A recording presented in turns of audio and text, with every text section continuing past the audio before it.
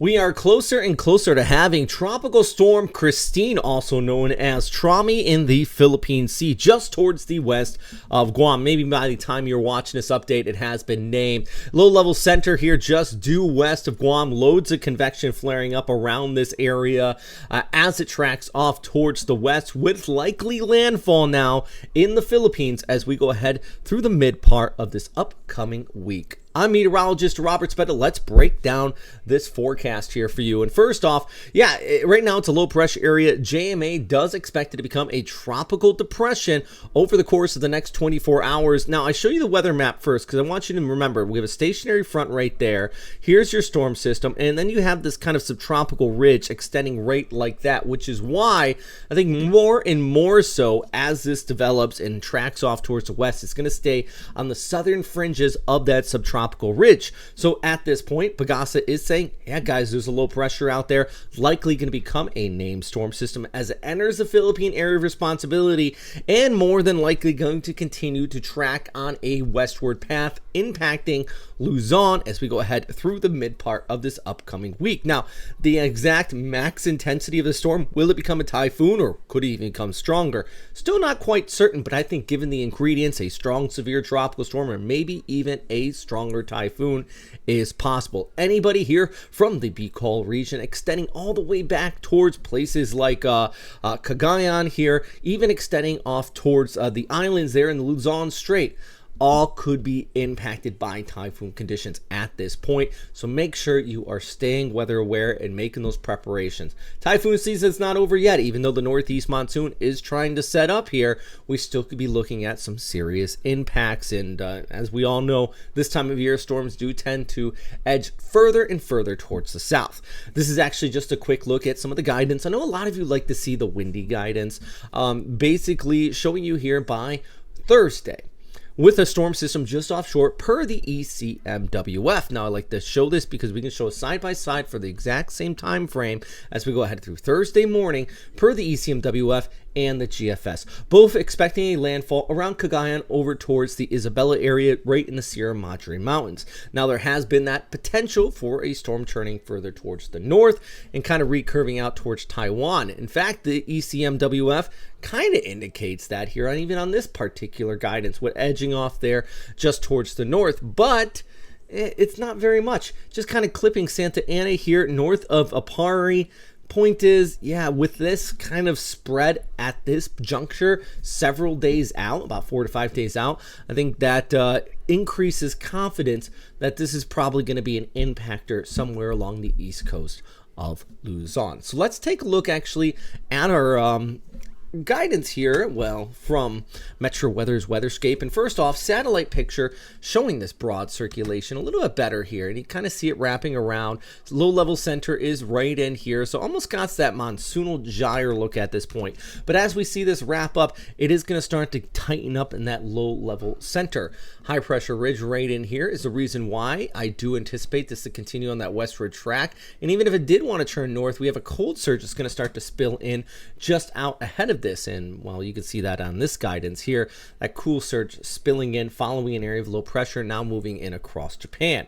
So let's watch that as it goes across Korea over towards Japan. Here's our storm system thinking, hey, maybe I might want to make that turn towards the north, but it ain't gonna happen, because what's gonna happen, it's gonna go off like that, hit that cool surge, which is pouring in those northerly winds and higher heights, and that is going to churn that more on this westward track. All the while, we're also watching this guy back towards the east, which could be another secondary storm developing out towards Guam. I say let's focus on the first and foremost storm, the one that currently could be impacting us out here in the Philippines as this comes off towards the west, especially on Thursday. Let's even zoom it in here with our high resolution imagery showing the Sierra Madre Mountains and those northerly winds continuing to dominate over the Philippines over the start of the upcoming week, which means that the rain's already going to be kicking up there with a breezy northerly winds. But it's not until about Wednesday night that we really start to see the winds pick up and that rainfall increase coming in from the east here with that low-level center tracking on through. And now we can take a look at a rainfall accumulation map. And you can just see it right here. That low trying to track off like this, hitting the mountains. Now, this is only over the course of the next 5 days. So 7 days, it's going to even extend further and further towards the west. So, once again, know that information from official sources, friends. I am not an official source, and I will never say I am, neither. But I do try to relay as best as I can and give you as early as a heads up as possible on these tropical systems. Prepare to evacuate if needed or if you are ordered, of course, and check and prepare your emergency ready to go kits. If you don't have one, well, you should, especially if you live out here in the Western Pacific and typhoon country, because you're probably living in an earthquake or tsunami prone area, and those kind of ready to go kits can be dual purpose. They don't just have to be with tropical cyclones. Extra batteries, flashlights, things like that. You know the drill, guys, and I know you are all smart and you know exactly what to do ahead of these storms. So just make sure you don't getting relaxed and thinking it ain't gonna happen here.